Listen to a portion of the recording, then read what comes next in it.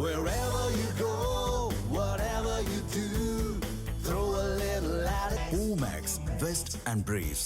தெஹ்ரானில் நள்ளிரவில் நடத்தப்பட்ட வான்வழி தாக்குதலில் இஸ்மாயில் காதிப் கொல்லப்பட்டதாக இஸ்ரேல் பாதுகாப்பு அமைச்சர் காட்ஸ் அறிவிப்பு வெளியிட்டிருக்கிறார். முன்னதாக இஸ்ரேல் தாக்குதலில் ஈரானின் உளவுத்துறை அமைச்சர் இஸ்மாயில் காதிப்பை கொன்றுவிட்டதாக இஸ்ரேல் பாதுகாப்பு அமைச்சகம் தகவல் தெரிவித்திருந்த நிலையில் தற்போது ஈரான் அதனை உறுதிப்படுத்தியிருக்கிறது. முன்னதாக இஸ்ரேல் தாக்குதலில் ஈரானின் பாதுகாப்பு அதிகாரி லாரிஜானி, பாசிஜ் படை தளபதி சுலைமானி ஆகியோர் கொல்லப்பட்டதை ஈரான் உறுதி செய்திருந்தது குறிப்பிடத்தக்கது. இது தொடர்பான கூடுதல் விவரங்களை செய்தியாளர் கவியரசன் வழங்க கேட்கலாம். கவியரசன் வணக்கம். தற்போது இந்த போர் தொடங்கினதிலிருந்து ஈரான் பக்கம் நிறைய ஒரு பின்னடைவு தொடர்ந்து ஏற்பட்டுட்டே இருக்கு. இருந்தாலும் ஈரான் இந்த போரை நிறுத்துற மாதிரியே இல்லை.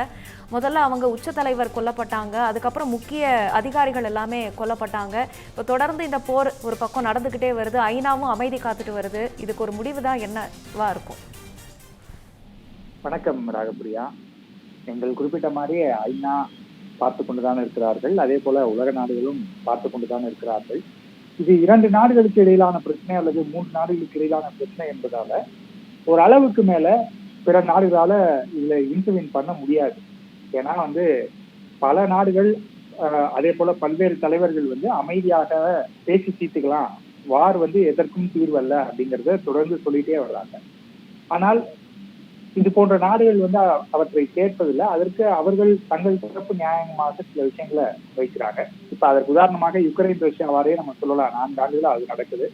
அதே போல இஸ்ரேல் ஈரானை பொறுத்த வரைக்கும் லாஸ்ட் இயர் அவங்க சில நாட்கள் சண்டை போட்டாங்க. இப்பயும் அதை விட அதிகமாக நாட்கள் போயிட்டு இருக்கு. இந்த போர் தொடர்ந்துட்டு வருது.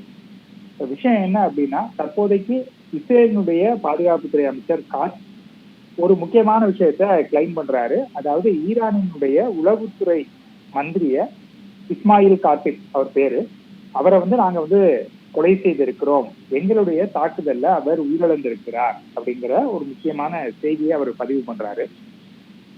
இரவு முழுவதும் நடத்தப்பட்ட தாக்குதல்ல தான் இந்த நிகழ்வு ஏற்பட்டிருக்கிறது அப்படிங்கிறதையும் அவர் சொல்லியிருக்கிறார். ஆனா இஸ்மாயில் காதிப் எங்க கொலை செய்யப்பட்டார் அப்படிங்கிற விவரத்தை அவர் சொல்லல.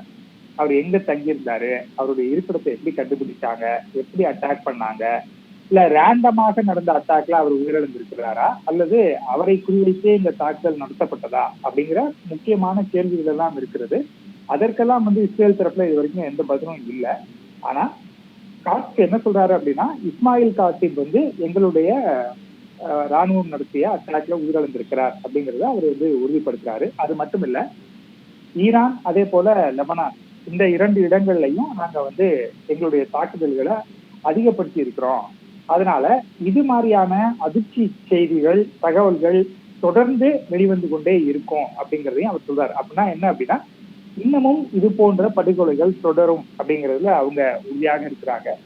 பொதுவாக ஒரு நாட்டின் மீது போர் தொடுக்கும் போது அந்த நாட்டினுடைய முக்கியமான தலைவர்கள் மேல அட்டாக் பண்ணுவாங்க. ஏன்னா அவங்கதான் பின்னாடி முதுகெலும்பாக இருந்து இராணுவத்தையும் ஆட்சியையும் வழிநடத்தக்கூடியவங்களா இருப்பாங்க.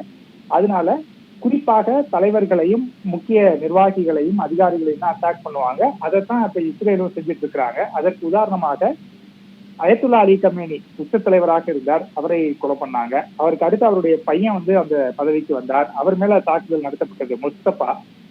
ஆனா அவர் உயிரோடு இருக்கிறார் அப்படின்னு சொல்லி இருக்கிறாங்க. இப்ப அதுக்கு அடுத்து தற்போது உளவுத்துறை மந்திரிய அட்டாக் பண்ணி அவரை கொண்டிருக்கிறாங்க.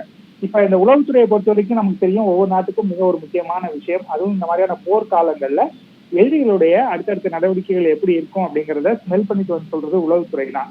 அது இந்த உளவுத்துறை மந்திரி கிட்ட தான் போகும். அவர் மூலமா தான் அவருக்கு மேல இருக்கக்கூடியவங்களுக்கு போகும். அப்படி இருக்கக்கூடிய நிலைமையில இஸ்மாயில் காதிப்பை நாங்க கொலை பண்ணிருக்கோம் அப்படின்னு அவங்க கிளைம் பண்றாங்க. ஆனா இதுல முக்கியமான விஷயம் ஈரான் தரப்புல இது எதுவும் உறுதி செய்யப்படல. ஏன்னா அயத்துல்லா அலி கமேனி உயிரிழந்ததுலாம் அந்த நாட்டு தொலைக்காட்சிகள் உறுதி பண்ணாங்க. ஆனா இப்ப நடந்திருக்கக்கூடிய விஷயம் தொடர்பாக எந்த ஒரு அதிகாரப்பூர்வ ஒப்புதலும் ஈரானிடம் வரல.